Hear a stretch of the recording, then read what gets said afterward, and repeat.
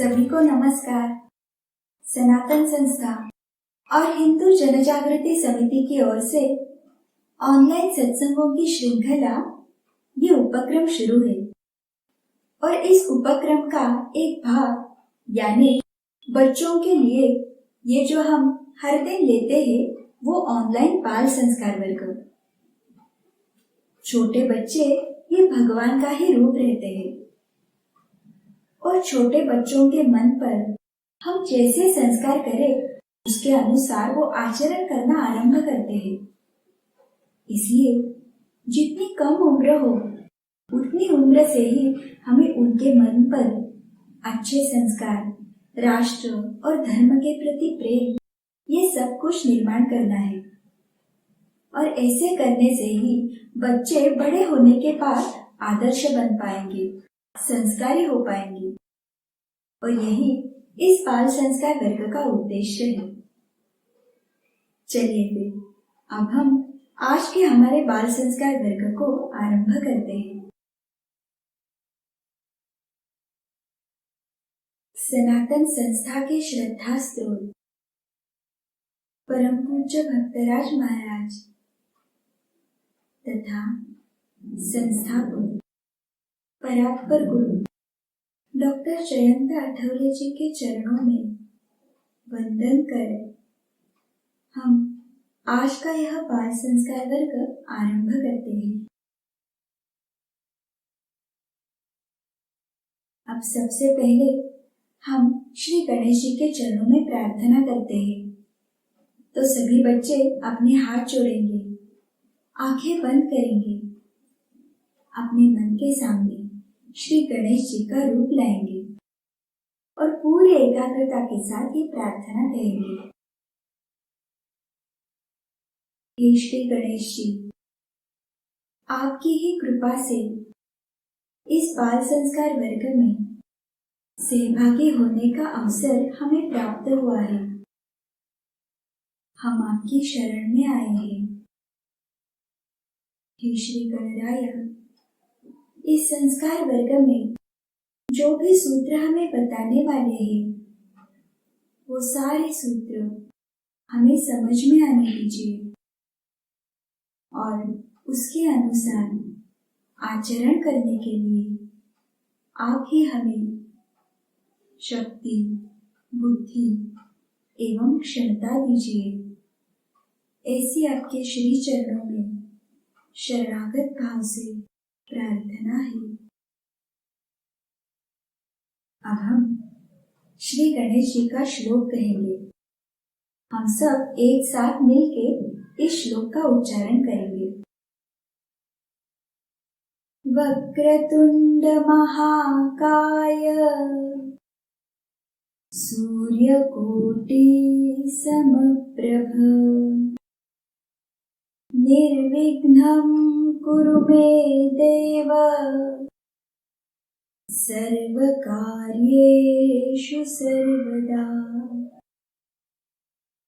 बच्चों, ये संस्कार वर्ग आपको बहुत अच्छा लगता है, इसकी कहानियां अच्छी लगती है और जो आदर्श कृतियां हम बताते हैं वो आचरण में लाना भी आपको अच्छा लगता है। ये सभी बातें हमें पता चल रही है क्योंकि आप चैट बॉक्स में प्रतिदिन बहुत ही अच्छे आपके अनुभव, प्रतिक्रिया लिख के भेजते हो और ये सब केवल भगवान की कृपा से ही हो रहा है।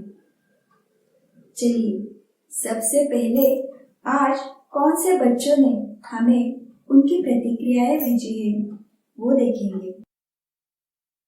आज की जो पहली प्रतिक्रिया है वो हमें भेजी है सान्वी और ओंकार जरीपटके ने। इन्होंने लिखा है कि पहले वे प्रतिदिन श्री गुरुदेव दत्त ये नाम जप लिखते थे और कल से उन्होंने उनकी कुल देवता का नाम जप लिखना आरंभ कर दिया है। इसके बाद अर्पिता देशमुख ने भी लिखा है कि उसने भी अपनी कुल देवी का नाम जप करना आरंभ कर दिया है और बाद में नताशा और लावण्या दलाल ने लिखा है कि वे प्रतिदिन अपनी कुल देवी का नाम जप करती है। बहुत ही अच्छी कृति है ये बाल मित्रों। हमें भी इन बच्चों से प्रेरणा लेनी चाहिए। कुल देवी का नाम जप बहुत महत्वपूर्ण है बच्चों। हम जैसे पढ़ाई के लिए विद्या के देवता भगवान श्री गणेश जी का नाम जप करते हैं, उसी प्रकार हमारा जो साधना का प्रवास है वो अच्छे से आरंभ हो, इसलिए हमें कुल देवी का नाम जप करना अत्यंत आवश्यक है। तो सभी बच्चे भी इन प्रतिक्रियाओं से बोध लेके कुल देवी का प्रतिदिन नाम जप करेंगे। और बच्चों के माता पिताओं को भी विनती है, अपने बच्चे का अनुभव लिखने के बाद बच्चे का नाम, जिले का नाम तथा आपका संपर्क क्रमांक भी अवश्य लिखिए। और बच्चों के जो अन्य मित्र हैं उन्हें भी इस बाल संस्कार वर्ग के बारे में अवश्य बताना।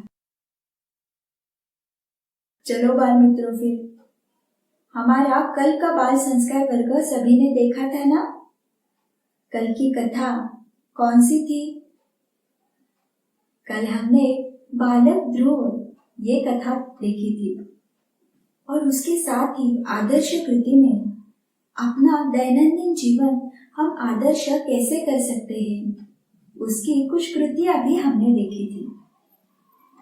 अब आज के संस्कार वर्ग की कथा कौन सी है, इसकी सभी बच्चों को उत्सुकता होगी। तो आज भी हम बहुत ही अच्छी एक कथा सुनने वाले हैं। ये कथा है श्री गणेश दास जी की। सभी बच्चे पूरा ध्यान देके ये कहानी देखेंगे, क्योंकि कहानी के बाद उसी से जुड़ा हुआ एक प्रश्न आपको स्क्रीन पे दिखाई देगा और फिर 15 सेकंड में उसका योग्य उत्तर क्या है ये आपको सोच के रखना है। तो सभी बच्चे तैयार है ना? चलिए फिर हमारी आज की कहानी अब हम आरंभ करते हैं। बाल मित्रों, ये भी बहुत पुराने समय की बात है। काशी क्षेत्र में एक सत्पुरुष रहते थे। उनका पुराण और उपनिषदों का अध्ययन पूरा हो चुका था। उनका नाम था गणेश दास। ये जो गणेश दास थे वो भगवान श्री गणेश जी के परम भक्त थे। उन्हें चारों ओर केवल भगवान श्री गणेश जी ही दिखाई देते थे। जैसे महाराष्ट्र में समर्थ रामदास स्वामी हुए, वैसे ही काशी क्षेत्र में ये गणेश दास जी थे।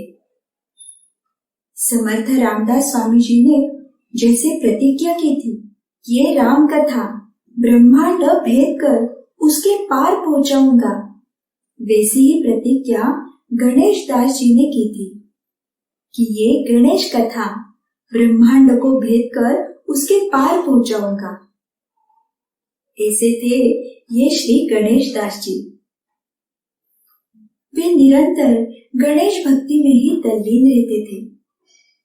उन्हें चारों ओर केवल श्री गणेश जी ही दिखाई देते थे, इतनी उनकी भक्ति थी। और उसके साथ ही वो बहुत ही सत्पात्र थे, बहुत अच्छे महात्मा थे। संसार के किसी भी वस्तु का उन्हें कोई मोह नहीं था। तो ऐसे ही एक दिन गणेश दास काशी में घूम रहे होते हैं। तो उस समय संध्या का समय बीत चुका होता है और रात्रि को आरंभ हो गया। और तब वो काशी क्षेत्र यानी वाराणसी के मणिकर्णिका घाट पे घूम रहे थे। वे तो महान भक्त थे, उन्हें किस बात का डर था। तो उस रात के समय में भी वो भगवान श्री गणेश जी के भक्ति में तल्लीन वहां पे घूम रहे होते हैं। और तभी वहां पे 4 चोर आ जाते हैं। चोर गणेश दास जी को देखते हैं और उन्हें पूछते हैं, आप कौन हो? उस समय भी गणेश दास जी गणेश भक्ति में तल्लीन होते हैं। उन्हें चारों केवल भगवान गणेश जी ही दिखाई देते थे। वो जब चोरों को देखते हैं तब उन्हें उन चारों चोरों में भी भगवान श्री गणेश जी ही दिखाई देते हैं। तो जब चोर उन्हें ये प्रश्न पूछते हैं तो वो हंसते हैं और कहते हैं, जो तुम हो सो मैं हूँ। गणेश दास जी का ये उत्तर सुनकर उन चोरों को लगा ये भी अपने तरह एक चोर ही है। उन्होंने सोचा, अच्छा हुआ, अभी हम चोरी करने के लिए ही जाने वाले हैं, तो इनको साथ में लेकर जाते हैं। उन्होंने एक बड़े घर पे डाका डालने की योजना बनाई थी। उन्होंने ये भी सोचा, ये कुछ नए लगते हैं, इसलिए हम इन्हें अंदर घर में नहीं लेके जाएंगे, इन्हें हम बाहर खड़ा करेंगे। और उन्होंने ये भी सोचा, गणेश दास जी के पास एक झोली थी, तो इस झोली में ही हम सारा सोना इकट्ठा करेंगे। ऐसा सब कुछ विचार करके पूरी योजना बना के वो सारे चोर और गणेश दास जी ये उस बड़े घर के सामने पहुंच गए। अब सारे चोर घर में जाने वाले थे। तब उनमें से एक चोर गणेश दास जी से कहता है, अब हम अंदर घर में डाका डालने के लिए जा रहे हैं। यदि बाहर आपको किसी की आहट लगी तो तुरंत हमें सावधान कीजिए। ये सुनने के बाद गणेश दास जी तो अपने भक्ति में ही तल्लीन होते हैं, तो वो उसे हाँ ऐसे कह देते हैं। फिर वो सारे चोर अंदर जाते हैं। इधर ये सारे चोर उस घर में घुसे और यहाँ पे बाहर गणेश दास जी तो स्वयं भगवान श्री गणेश जी के दर्शन में उनके चैतन्यमय प्रकाश में खो चुके थे। श्री गणेश जी का जो सुंदर रूप है उसे निहारने में वो खो गए थे। और तभी अचानक से उन्हें स्मरण हुआ कि चोरों ने बताया था, कोई अगर आए, किसी की आहट हो तो उन्हें सावधान करना है। तो वो अपने जो झोली थी उस झोली में से एक शंख निकालते हैं। उन्हें तो चारों ओर केवल भगवान श्री गणेश जी ही दिखाई देते थे। और फिर उन्होंने जोर से शंख बजाना आरंभ कर दिया।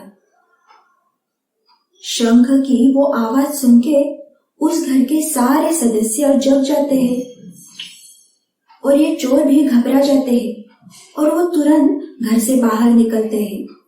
गणेश दास जी को भी साथ में लेते हैं और वो दौड़ते दौड़ते बाहर निकल जाते हैं। कुछ दूर जाने के बाद फिर वो चोर गणेश दास जी से कहने लगते हैं, आप पागल हो क्या? आपने ऐसे शंख क्यों बजाया? हम वहां पे चोरी करके कुछ तो लेके आते।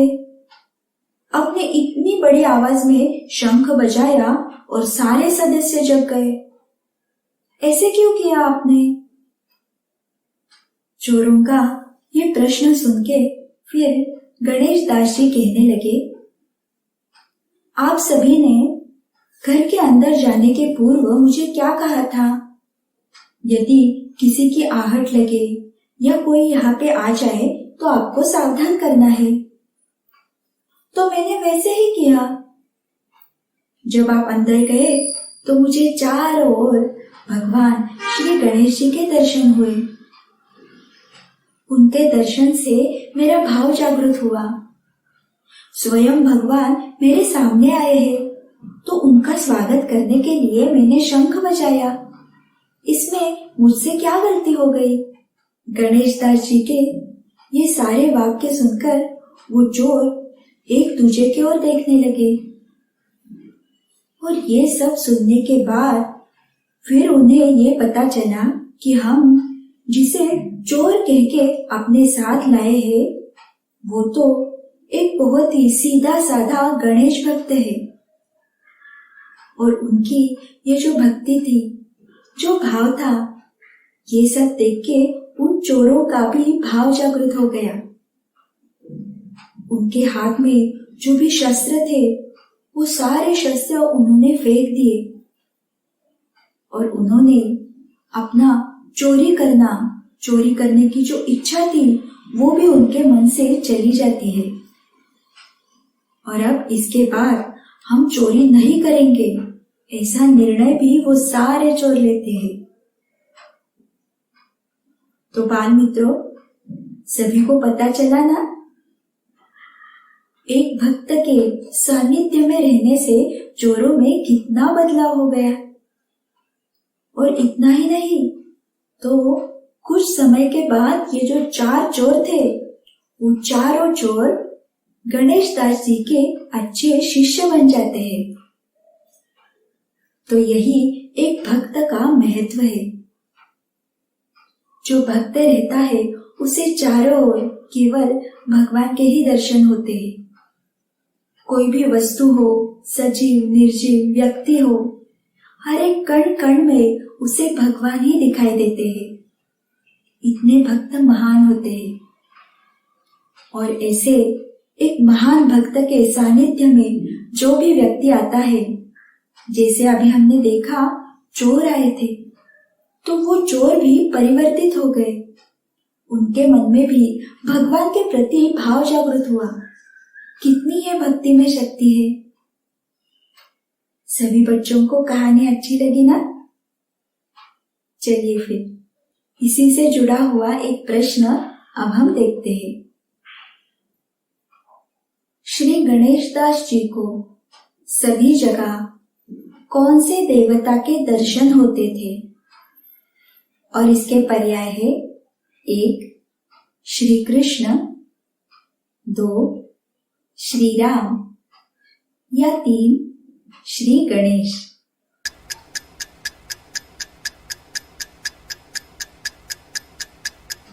सभी बच्चों को उत्तर पता चला है ना? श्री गणेश दास जी को सभी जगह श्री गणेश जी के दर्शन होते थे। चलिए अब आगे की ओर जाते हैं। जैसे हमने आज की कहानी में देखा, जो भक्त श्री गणेश दास जी थे वो भगवान श्री गणेश जी के परम भक्त थे और उन्हें चारों ओर भगवान श्री गणेश जी ही दिखाई देते थे। तो उसी भगवान श्री गणेश जी का नामस्मरण हम प्रतिदिन संस्कार वर्ग में करते हैं। तो आज हम ऐसे ही भाव मन में रखकर पूरी आर्तता से पूरा मन लगाकर श्री गणेश जी का ये नाम जप करेंगे।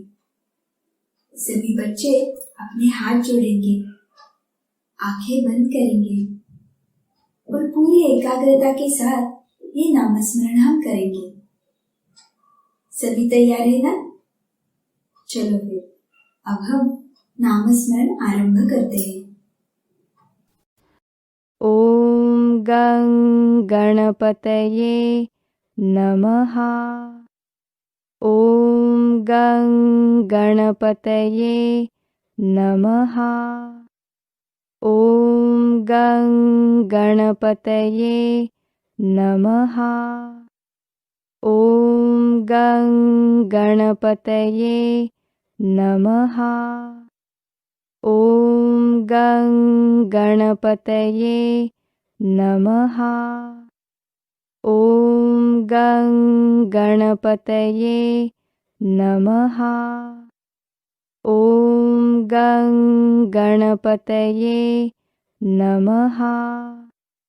ओम गं गणपतये नमः। ओम गं गणपतये नमः। ओम गं गणपतये नमः। ओम गं गणपतये नमः। ओम गं गणपतये नमः। ओम गं गणपतये नमः। ओम गं गणपतये नमः।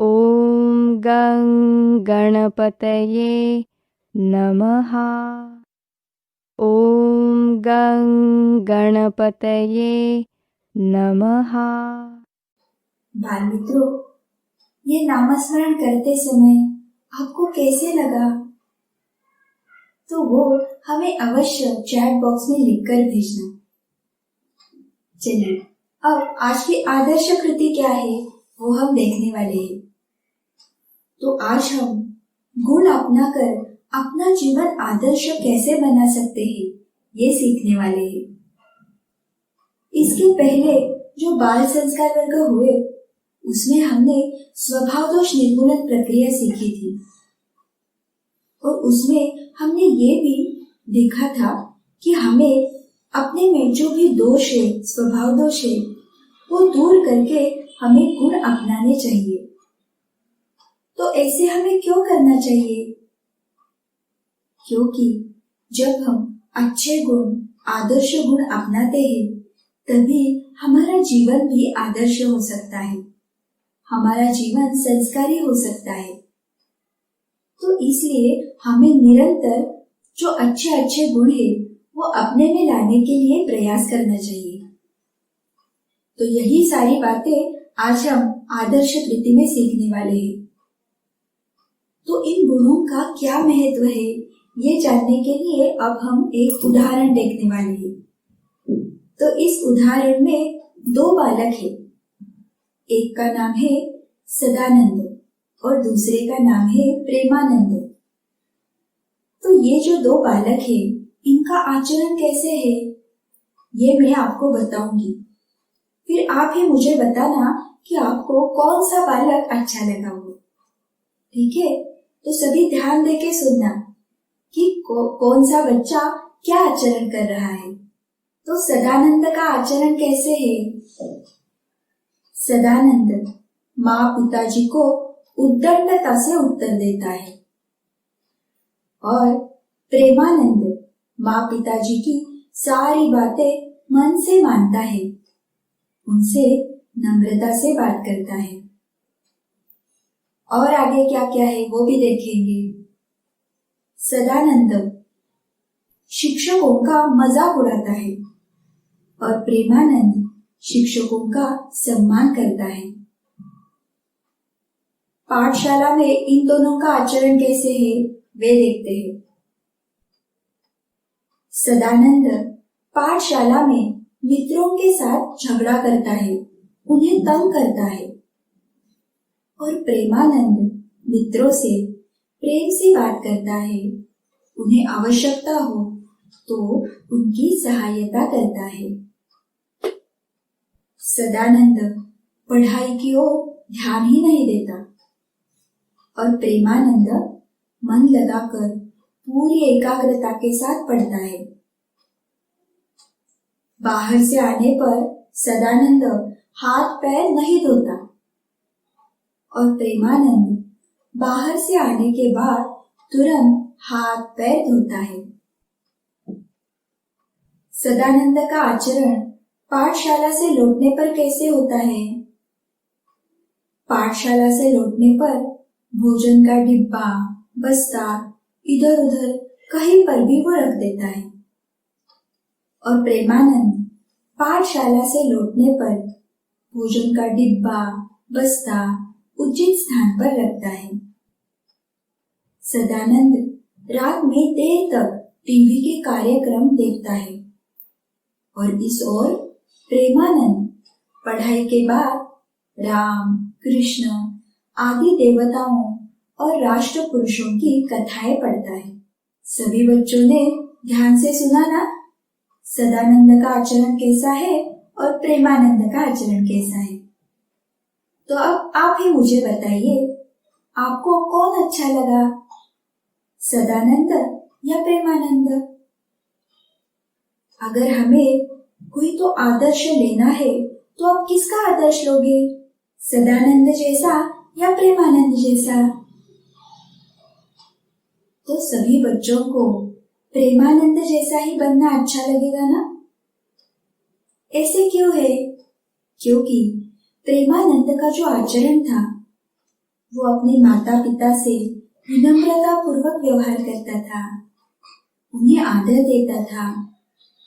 शिक्षकों का सम्मान करना, अपने मित्रों के साथ प्रेम पूर्ण व्यवहार करना, ये सभी बहुत ही अच्छे अच्छे गुण प्रेमानंद में थे। और इसलिए प्रेमानंद हमारा आदर्श बन सकता है। तो सभी बच्चों के ध्यान में आया ना?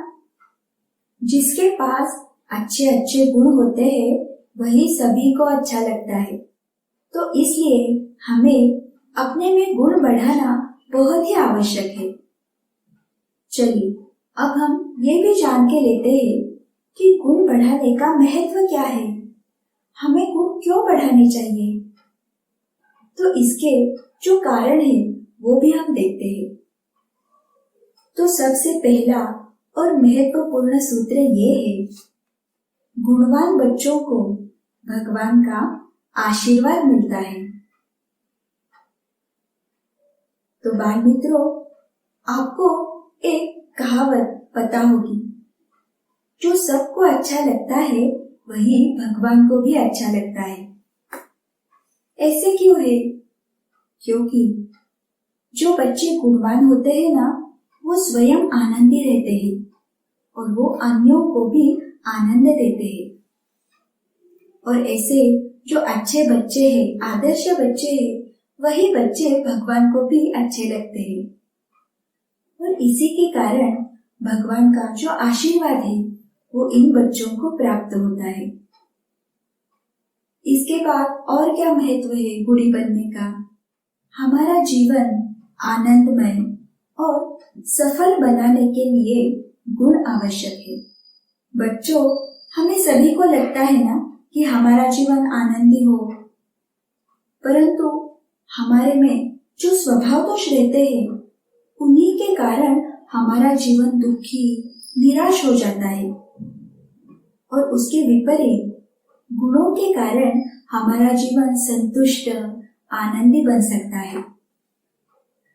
और एक महत्वपूर्ण बात क्या है, अगर हमें अच्छे गुण विकसित हुए हो तो हमारी कार्य करने की जो क्षमता है वो भी अपने आप बढ़ जाती है और उसी के कारण हम जीवन में सफल भी हो सकते हैं।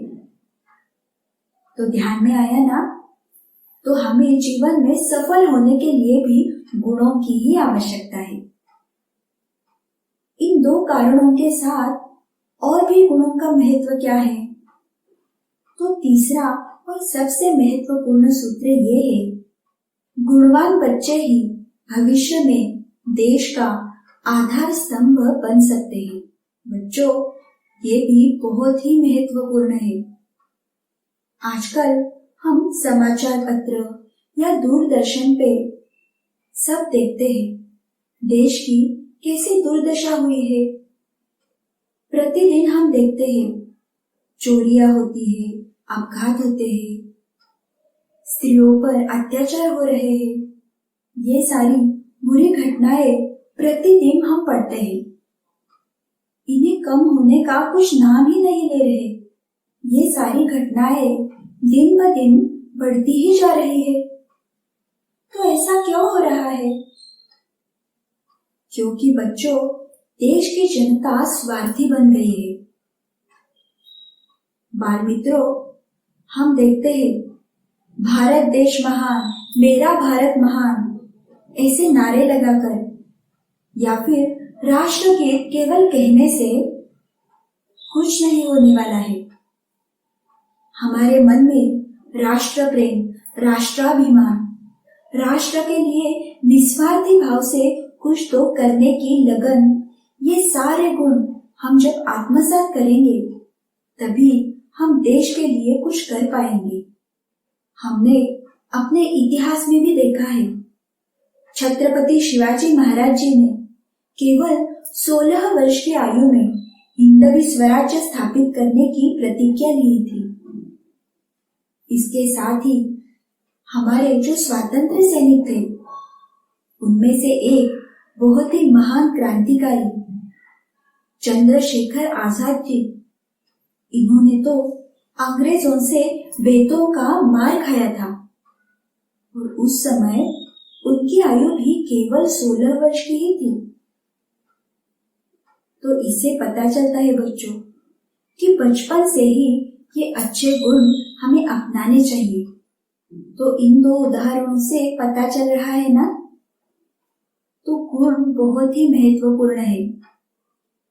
हमारे इस संस्कार वर्ग में भी हमने जब स्वभाव दोष निर्मूलन प्रक्रिया सीखी थी, तो हमने स्वभाव दोष कौन से होते हैं ये देखा था, और उसके साथ ही उन स्वभाव दोषों के विरुद्ध कौन से गुण चाहिए वो भी हमने देखा था। याद है ना सभी को? हमने वो सारणी देखी थी जहाँ पे एक तरफ स्वभाव दोष थे और दूसरी तरफ सारे अच्छे गुण थे। क्योंकि हमें केवल स्वभाव दोष दूर नहीं करने हैं, तो हमें उसी के साथ अच्छे अच्छे गुण भी अपनाने चाहिए। और इससे पहले जो भी संस्कार वर्ग हुए उसमें हमने बहुत सी अच्छे गुण भी सीखे हैं, जो आदर्श कृति हम उसके लिए देख रहे थे। जैसे बड़ों का आज्ञा पालन करना, त्याग करना, सत्य बोलना और नम्रता से व्यवहार करना, समय का सुनियोजन करना, व्यवस्थितता, बचत करना यानी मितव्ययता, स्वावलंबी बनना यानी आत्मनिर्भर होना, एकाग्रता बढ़ाना, और कौन सा देखा था गुण? साहसी बनना, ये भी गुण देखा था ना। तो ये सारे गुण हमने इसके पहले वाले बाल संस्कार वर्गों में अच्छे से सीखे हैं। ये गुण अपनाने के लिए हमें कौन सी कृतियां करनी चाहिए ये भी हमने देखा था। तो सभी को याद है ना वो सारी बातें? सभी बच्चों को आज की जो आदर्श कृति हमने देखी वो अच्छे से ध्यान में आई ना? और बच्चों, हमें एक बात का निरंतर स्मरण रखना चाहिए। आप राष्ट्र का उत्कर्ष करने वाले, राष्ट्र के आगे जाकर आधार स्तंभ बनने वाले हो। इसलिए आपके जो गुण है, आपका आचरण है, वो जैसे आपके व्यक्तित्व का आईना है, वैसे ही एक संस्कारी समाज का भी आईना है। इस दृष्टि से अगर हम विचार करें तो गुणों का कितना महत्व है ये आप सभी के ध्यान में आया होगा। तो अब सभी बच्चे जो अच्छे गुण है, आदर्श गुण है, वो अपनाने का प्रयास करेंगे ना? चलिए फिर अब आगे की ओर जाते हैं। अब इसके बाद हम संस्कार वर्ग में श्री गणपति स्तोत्र सुनते हैं।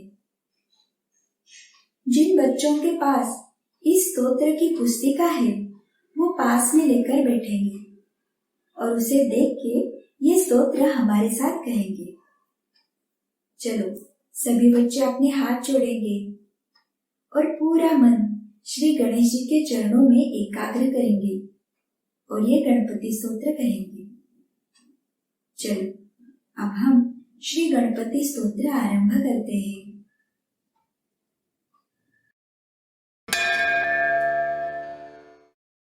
श्री गणेशाय नमः। नारद उवाच प्रणम्य शिरसा देवं गौरीपुत्रं विनायकं भक्तावासं स्मरे नित्यम् आयुः कामार्थसिद्धये।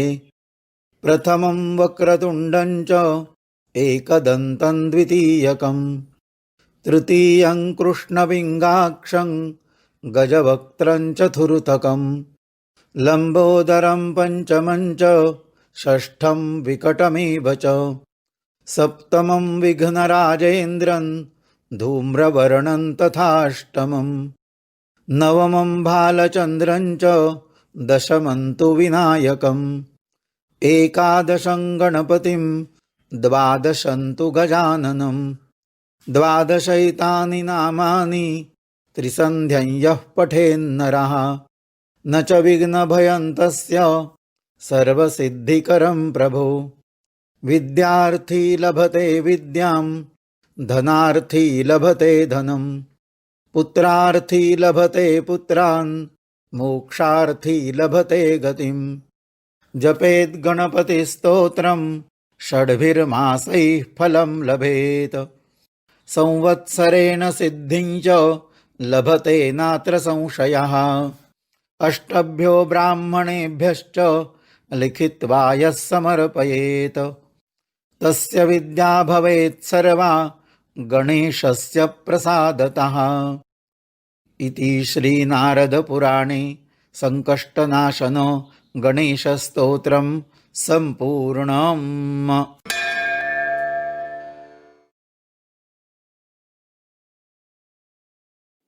बच्चों, ये स्तोत्र कहने से अच्छा लगता है ना? और अब आप घर पर भी ये स्तोत्र सुन सकते हो, क्योंकि सनातन संस्था लेकर आई है सनातन चैतन्य वाणी ऑडियो ऐप। ये ऐप आप गूगल प्ले स्टोर से डाउनलोड कर सकते हैं। इसके जो भी श्लोक स्तोत्र है वो एक बार डाउनलोड करने के बाद बिना इंटरनेट के भी आप सुन सकते हो और पढ़ भी सकते हो। ये ऐप मराठी भाषा में है, परंतु इसके जो श्लोक स्तोत्र संस्कृत में है वो तो आप अवश्य पढ़ सकते हो।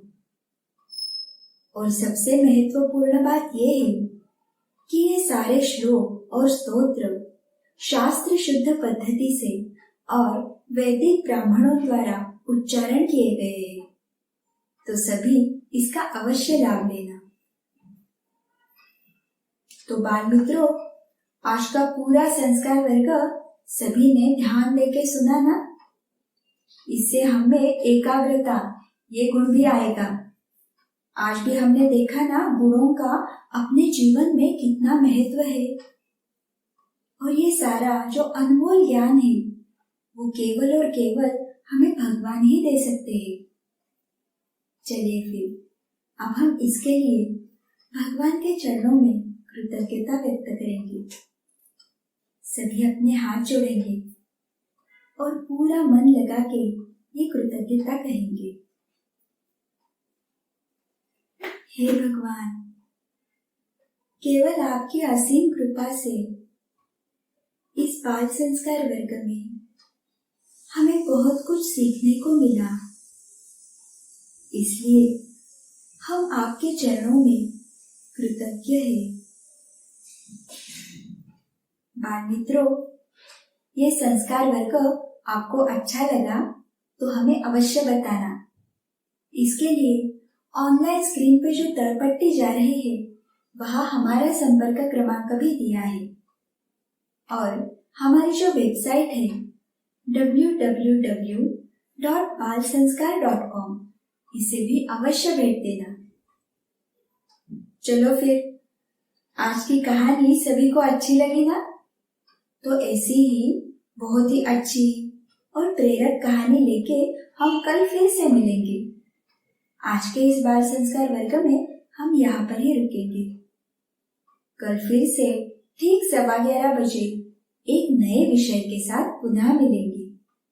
तब तक के लिए नमस्कार।